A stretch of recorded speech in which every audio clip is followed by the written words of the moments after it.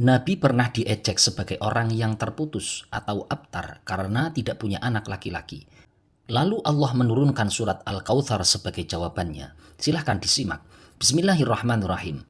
Adapun sebab diturunkannya surat Al-Kautsar adalah sebuah hadis yang diriwayatkan oleh Abu Shaleh dari Ibnu Abbas. Beliau berkata, sesungguhnya Al-As bin Wa'il bin Hisham, ia adalah tokoh kafir Quraisy yang menentang Islam pada saat itu. Ia melihat Rasulullah SAW keluar dari masjid, dan saat itu ia masuk ke dalam masjid. Kemudian keduanya bertemu di pintu masjid. Kemudian keduanya berbincang. Saat itu pembesar kafir Quraisy berada di dalam Masjidil Haram. Waktu itu Masjidil Haram masih bebas sebelum Fathul Makkah atau kemenangan Islam. Falamma dakhala Al-As, pada saat Al-As masuk menemui pembesar Quraisy, mereka bertanya, dengan siapakah kamu berbicara? Al-As menjawab, dengan Muhammad yang terputus atau abtar. Al-As berkata demikian karena tradisi orang Quraisy menamai Muhammad sebagai orang yang abtar atau terputus, tidak punya nasab keturunan laki-laki ketika anaknya yaitu Ibrahim wafat, dan menjadi tradisi orang jahiliyah. Apabila seorang laki-laki tidak mempunyai anak laki-laki, maka menamainya dengan abtar. Lalu Nabi mendengar apa yang diucapkan oleh Al-As itu. Nabi menjadi sedih hatinya.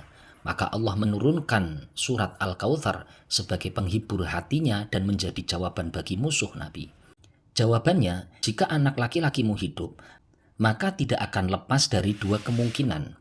Bisa menjadi nabi atau tidak menjadi nabi. Maka jika anak laki-lakimu tidak menjadi nabi, itu tidak menjadikan kemuliaan bagimu. Artinya punya anak pun tidak menjadikan tambah mulianya nabi.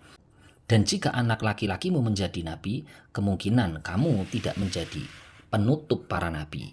Padahal aku, yakni Allah, telah menggandengkan namaku dengan namamu dalam satu tauhid, yaitu asyhadu alla ilaha illallah wa asyhadu anna Muhammadar Rasulullah. Dan dalam kalimat adzan, sholawat, dan banyak hal lainnya.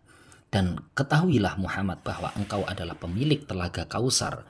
Bagaimana mungkin kamu adalah orang yang terputus tidak punya keturunan? Ulama ada yang menafsirkan inna syani'aka huwal abtar, yakni sesungguhnya orang yang membencimu karena kebenciannya kepadamu, ia adalah orang yang terputus, yakni ia tidak mempunyai keturunan.